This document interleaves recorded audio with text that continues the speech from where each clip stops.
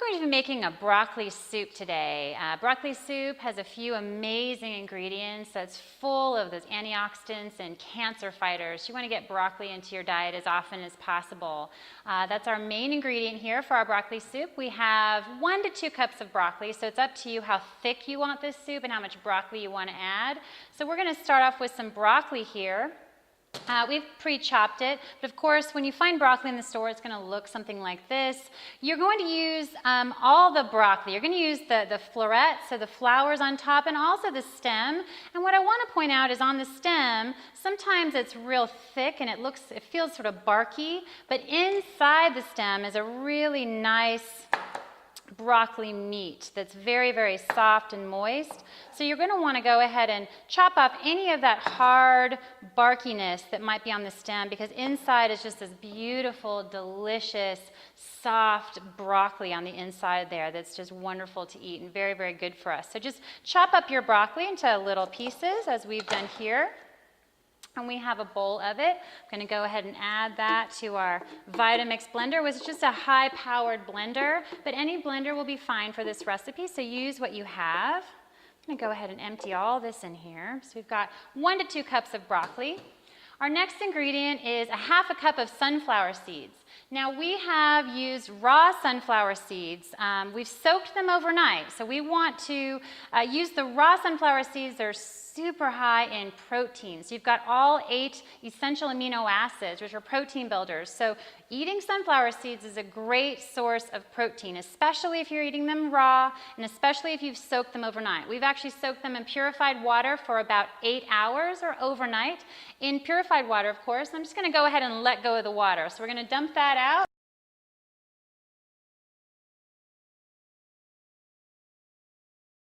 So you have your soaked sunflower seeds, and that would be a ½ cup.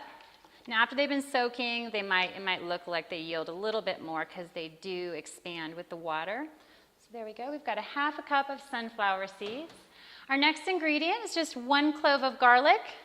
This is what garlic looks like when you find it in the store. Usually it's a bulb of garlic, has many cloves in there. Really great anti-cancer fighter, antioxidant, antiviral, antimicrobial.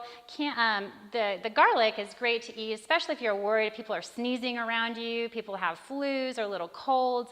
Eat a lot of garlic. That'll give you great protection from all of those things that are in the environment. So we're going to use 1 clove of garlic in here just to season it up and give us some extra nutrition. Our next ingredient is a ½ to 1 tablespoon of nutritional yeast. Now, nutritional yeast, it's a flake, and you're going to find that where you find all of your herbs and spices in your grocery store. If you don't find nutritional yeast in your store, that's okay. It's optional. It gives this recipe a cheesy flavor, which is really nice. It's a nice little addition. Plus, your nutritional yeast is full of B vitamins. It's a good source of B vitamins and gives it a nice cheesy flavor. So that's actually a nice addition. But it is optional. If you don't find that in your store, that's okay. Next, we're going to add a ½ tablespoon of dried basil. We have dried basil here. You can use fresh basil as well. The dried basil gives it a nice concentrated flavor. And basil is good for circulation. It's also good for digestion, as herbs are typically good for digestion. So it's always nice to add, not just for flavor, but for digestion. So we have that ½ tablespoon of dried basil there. Now we're going to add a ½ to 1 teaspoon of dulse flakes. So a ½ teaspoon to 1 teaspoon, whatever your preference is. Our dulse flakes, again, are found in our grocery store, right around where they sell the Asian foods, or possibly where they sell the seasonings. You might want to ask someone in the store if they can guide you to that. We're using this instead of salt. It has a salty flavor to it, so it does add that taste, but we're also adding all of the trace minerals that are in dulse. Dulse is just a very common seaweed that we can use in place of salt. So we're going to add about a ½ teaspoon to 1 teaspoon, whatever your preference is, of dulse flakes.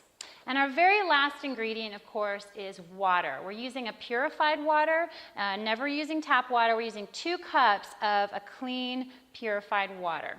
We're just going to add that straight to our blender. Wonderful. And of course, then the last step is just to blend this up.